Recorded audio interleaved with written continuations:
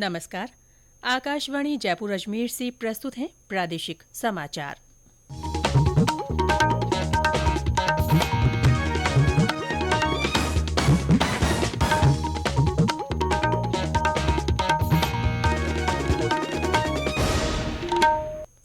समाचारों के साथ मैं रितिका गुप्ता।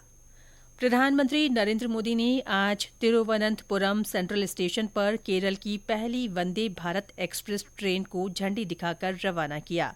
2 दिन की यात्रा पर केरल गए प्रधानमंत्री मोदी ने वहां 3,200 करोड़ रुपए से अधिक की विभिन्न परियोजनाओं का शिलान्यास और लोकार्पण भी किया। उन्होंने तिरुवनंतपुरम में जनसभा को संबोधित किया। दोपहर बाद वे केंद्र शासित प्रदेश दादरा और नागर हवेली तथा दमन दीव जाएंगे। श्री मोदी सिलवासा में 4,800 करोड़ रुपए लागत की विभिन्न परियोजनाओं का उद्घाटन और शिलान्यास करेंगे। प्रधानमंत्री सिलवासा में नमो आयुर्विज्ञान शिक्षा और अनुसंधान संस्थान राष्ट्र को समर्पित करेंगे। प्रधानमंत्री का दमन में रोड शो का भी कार्यक्रम है। आकाशवाणी के लोकप्रिय कार्यक्रम मन की बात के महत्व को कृषि और उद्यमशीलता के लिए प्रेरित करने के विश्वसनीय स्रोत के रूप में स्वीकार किया गया है।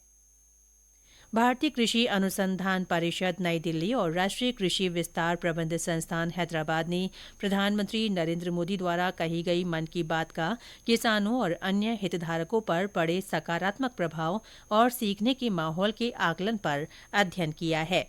इनसे पता चला है कि इस कार्यक्रम में शामिल प्राकृतिक खेती, प्राकृतिक संसाधनों के संरक्षण और एकीकृत कृषि प्रणाली अपनाने की इच्छा छोटे किसानों के सबसे पसंदीदा विषय रहे हैं।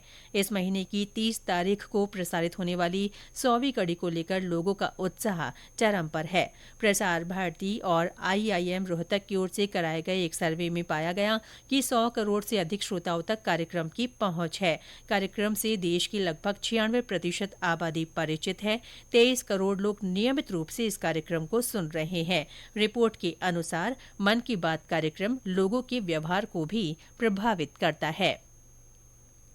देश में पिछले 24 घंटों में 6,660 लोगों में कोविड संक्रमण की पुष्टि हुई है।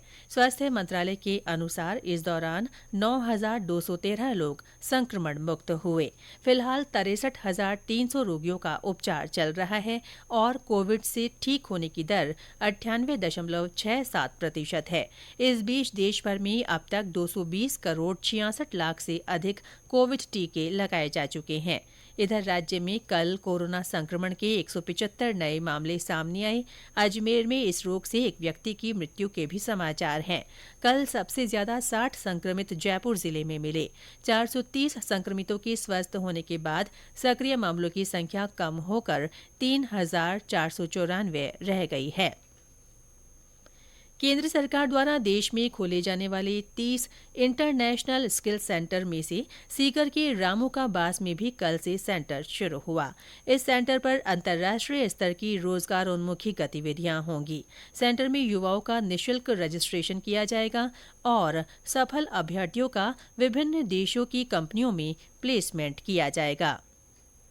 राज्य सरकार ने डूंगरपुर में बेणेश्वर धाम विकास बोर्ड में 12 सदस्यों को मनोनीत किया है। जिला कलेक्टर ने बताया कि राजस्थान से 6 सदस्य मनोनीत हुए हैं, जबकि गुजरात और मध्य प्रदेश से भी 3-3 सदस्य लिए गए हैं। सदस्यों के मनोनयन से इस क्षेत्र में विकास को नए आयाम मिलने की उम्मीद है। देश में इस साल 18 अप्रैल तक 6,22,000 से अधिक गांवों में भूमि अधिकारों के रिकॉर्डों का कंप्यूटरीकरण किया जा चुका है। ग्रामीण विकास मंत्रालय ने कहा है कि 28 राज्यों और केंद्र शासित प्रदेशों ने भूमि रिकॉर्ड के लिए राष्ट्रीय सामान्य दस्तावेज पंजीकरण प्रणाली अपनाई है। अजमेर के स्कूलों में आज से चुप्पी तोड़ो खुलकर अभियान शुरू हुआ। जिला कलेक्टर की पहल पर आयोजित हो रहे कार्यक्रम में सरकारी स्कूलों के बाद अब निजी स्कूलों के विद्यार्थियों को भी स्वास्थ्य संबंधी विषयों पर जागरूक किया जाएगा। 29 अप्रैल तक चलने वाले इस अभियान के तहत छात्राओं को सैनिटरी नैपकिन और माहवारी जैसे विषयों पर खुलकर अपनी बात रखने के लिए प्रेरित किया जाएगा। इसके साथ ही प्रादेशिक समाचार बुलेटिन समाप्त हुआ। नमस्कार।